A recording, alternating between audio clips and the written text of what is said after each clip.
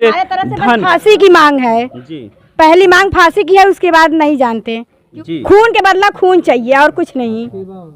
भीख मांग के खा लेंगे लेकिन खून के बदला खून। हम लोगों को प्रजापति समाज होना गलत है, गरीब होना गलत है, इसलिए हम लोगों की बात आगे तक नहीं जा रही है। अभी तक बुलडोजर नहीं चला। योगी सरकार कहाँ गई? अभी कोई और जात बिरादर होता है, योगी सरकार का बुलडोजर चल जाता। बस आश्वासन दे के गए हैं, कोई कार्रवाई हुई नहीं अभी तक। सर उनको और जिस तरह मेरे बेटे को मारे हैं उसी तरह उनको भी फांसी की सजा दिया जाए। हम कहेंगे कि अगर हम पुलिस को कहें गलत है तो मैं नहीं कहूँगा कहीं से गलत है, क्योंकि जिस समय घटना हुई है पुलिस छावनी में तब्दील है, किसी प्रकार से कोई दिक्कत नहीं है। हम कहेंगे देखिए महिला कांस्टेबल, हमारी मैम, सभी लोग सुरक्षा में तैनात है, क्योंकि निरंतर मैं 1 हफ्ते से आ रहा हूँ, इसलिए सुरक्षा में कोई चूक नहीं है। अपराधी 24 घंटे के अंदर पकड़े गए और विधिक कार्रवाई करते हुए पुलिस ने उन्हें जेल भेजा।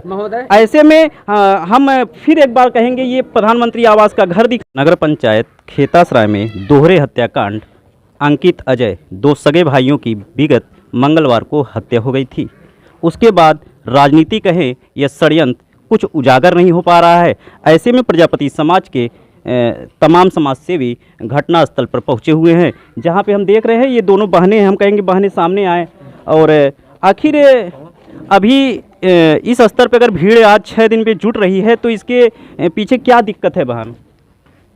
बस भैया यही दिक्कत है ना, हम लोगों को प्रजापति समाज होना गलत है, गरीब होना गलत है, इसलिए हम लोगों की बात आगे तक नहीं जा रही है। 7 दिन हो गए भाइयों की हत्या होना, अभी तक बुलडोजर नहीं चला। योगी सरकार कहाँ गई? अभी कोई और जात बिरादर होता है, योगी सरकार का बुलडोजर चल जाता। हम भाइयों की हत्या हुई हमारे, योगी सरकार के अभी तक कोई पता नता नहीं है कहाँ है। जी अभी कल गृह मंत्री, युवा एवं खेल मंत्री हैं और आपसे बंद कमरे में ये हम कैमरामैन से कहेंगे कि दिखाएं, प्रधानमंत्री आवास योजना के अंतर्गत यह घर बना हुआ है और इसी घर में युवा एवं खेल मंत्री गिरीश चंद्र यादव जो जनपद जौनपुर के ही निवासी हैं, चौथे दिन आए थे, जो मुझे जानकारी है। ऐसे में क्या हकीकत है, चौथे दिन ही आए थे या घटना के दिन ही आए थे? जी, तो बंद कमरों में आपने अंदर बात किया जहां मीडिया को अलाउ नहीं था, ऐसे में वहां पे उन्होंने आपको क्या कुछ कहा? बस आश्वासन दे के गए हैं, कोई कार्रवाई हुई नहीं अभी तक। जी, आश्वासन में क्या कहें, कुछ बताइए आप। इतनी भीड़ अगर जुटी हुई है तो कहीं न कहीं कुछ मैं सहयोग करूंगा, मैं न्याय दिलवाऊंगा। जी, बस इतना ही बोल के गए। आपके तरफ से न्याय की मांग की गई थी या नौकरी की मांग की गई थी या फिर धन? फांसी की मांग है जी, पहली मांग फांसी की है, उसके बाद नहीं जानते। क्यों नहीं जो जानती? समझ में आएगा वो करे। हमारे चाचा चाची का अब आगे जीवन कैसे बीतेगा? बस भाई के कातिल को फांसी मिलनी चाहिए, बस जी, खून के बदला खून चाहिए और कुछ नहीं। भीख मांग के खा लेंगे लेकिन खून के बदला खून चाहिए। अच्छा, चाचा इधर आइए। हम कहेंगे ये वृद्ध पिता हैं जो दोनों भाइयों की चाकू से हत्या की गई थी। यह पिता है और आप देख सकते हैं कि शारीरिक रूप हो या मानसिक रूप हो या फिर आर्थिक रूप हो, सभी से असहाय हैं। ऐसे में जिनके 2 सगे खुद के बेटे एक साथ जिनकी अर्थी उठी हो, उसके परिवार पे क्या बीत रहा होगा। हम बात खुद करेंगे अंकित अजय के पिता से। चाचा, आपके दर्द को तो हम समझ सकते हैं, आप सरकार से क्या मांग करते हैं? सर उनको और जिस तरह मेरे बेटे को मारे हैं उसी तरह उनको भी फांसी की सजा दिया जाए। अभी आपके यहाँ पे भाजपा को कुछ वरिष्ठ नेता भी आए थे, मंत्री जी भी आए थे और उससे पहले विनोद प्रजापति समाजसेवी के द्वारा कैंडल मार्च निकाल के इसकी शुरुआत भी की गई थी, पर बंद कमरे में आपसे क्या आश्वासन दिया गया था? ये आश्वासन दिए हैं कि हम करेंगे, सिर्फ आश्वासन देकर जा रहे हैं। फांसी देना, जेल भेजना ये तो विधिक कार्य है, ये हमारे आपके हाथ में नहीं। लेकिन आपके आर्थिक मजबूत, पारिवारिक मजबूती के लिए क्या उन्होंने कहा?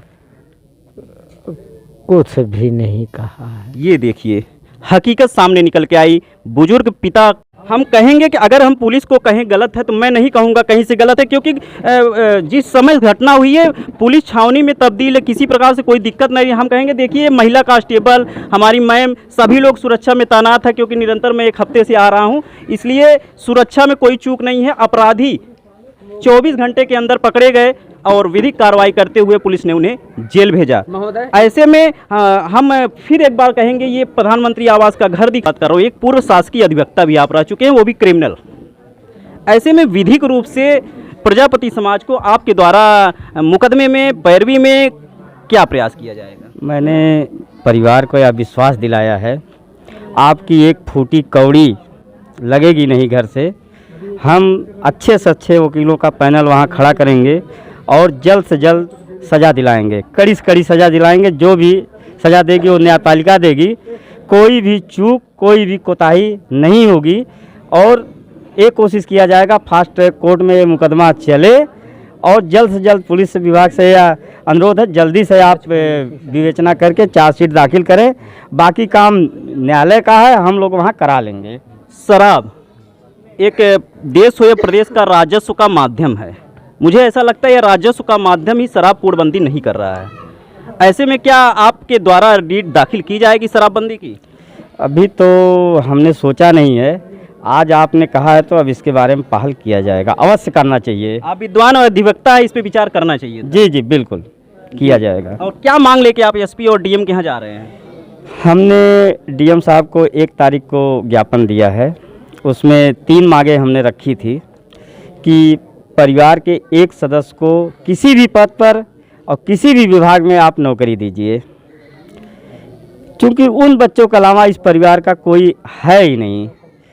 कम से कम 1 एकड़ कृषि योग्य भूमि आप दीजिए और 1 करोड़ की सहायता आप परिवार को दीजिए, जिससे एक सम्मानपूर्वक जीवन जब तक जिंदा रहे, जीवित हो।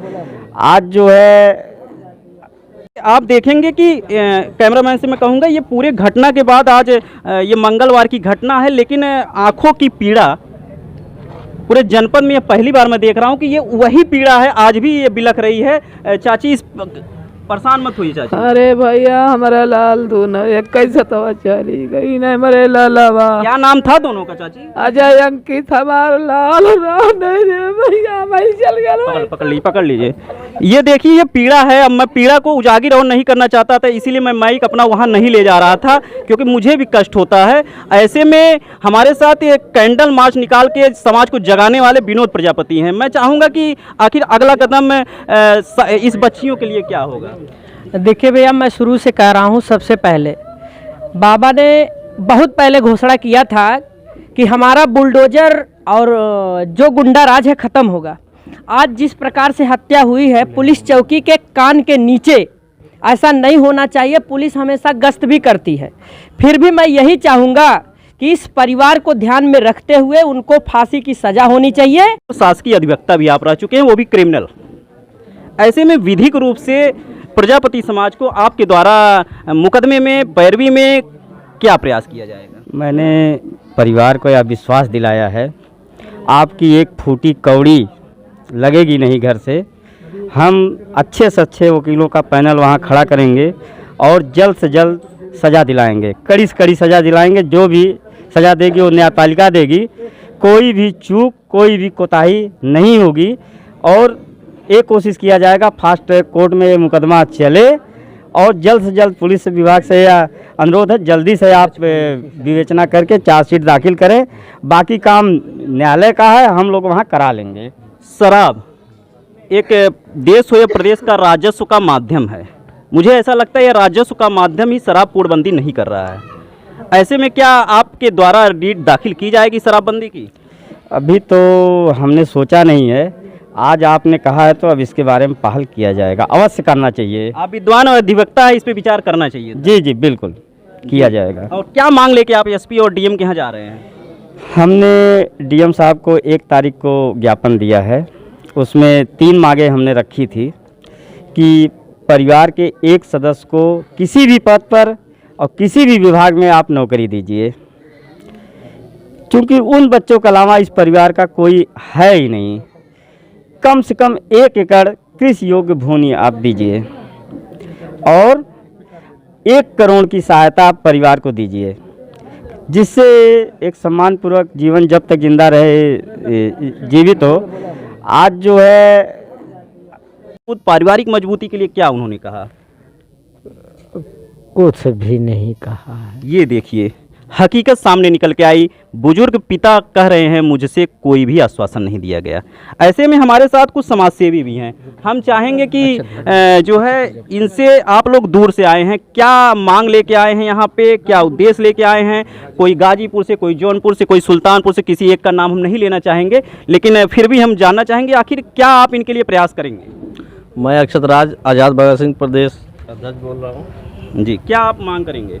मैं डीएम साहब से और सरकार से यही अपील करना चाहता हूँ कि 48 घंटे का मैं समय दे रहा हूँ उनको। अगर हमारी मांगे, आर्थिक सहयोग नहीं मिला, किसी एक परिवार को नौकरी अगर नहीं दी जा रही है, तो हम लोग पूरे परिवार के साथ धरने पे बैठेंगे जिलाधिकारी के यहाँ। जी, क्या मांग लेके बैठेंगे, क्या ज्ञापन देंगे? कुछ इसका खुलासा करेंगे कि बंद कमरे में ही सब लोग कह के चले जाते ये हैं? गरीब परिवार कैसे चलेगा ये बताइए? आर्थिक सहयोग कैसे नहीं मिल रहा है? ये परिवार कैसे, ये बहन है, ये कैसे जीवन यापन होगा इनका? हाँ जी, आर्थिक सहयोग चाहिए ना, सरकार से मदद चाहिए ना। इस बहन को नौकरी तो मिल सकती है ना, जी। नौकरी दे सरकार।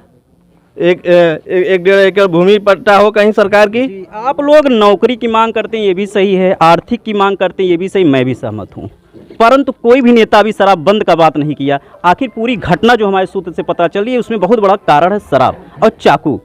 हकीकत तो पुलिस बताएगी, मैं जांच अधिकारी नहीं हूं, लेकिन शराब का नाम कोई भी समाजसेवी नेता नहीं ले रहा कि उसको भी बंद किया जाए। इस पर आप क्या कहेंगे? नहीं, बिल्कुल बंद करना चाहिए, जैसे कि बिहार में बंद है, यूपी में भी बंद होना चाहिए। आर्थिक सहायता ज़रूर करेंगे। और आज हम लोगों के द्वारा द फाउंडेशन के द्वारा 50,000 रुपये की आर्थिक सहायता दी गई है। हम लोग मैं नहीं चाहता कि बहुत लंबे समय इस पीड़ित परिवार के पास भीड़ लगे। ऐसे में मैं फिर एक बार दिखाऊंगा, यही परिवार है, इनकी 2 बहनें हैं जो आज भी अपने इंसाफ के लिए भटक रही हैं। और ऐसे ही बेहतरीन खबरों के लिए कैमरामैन गोली के साथ शिव कुमार प्रजापति, सागन, जौनपुर।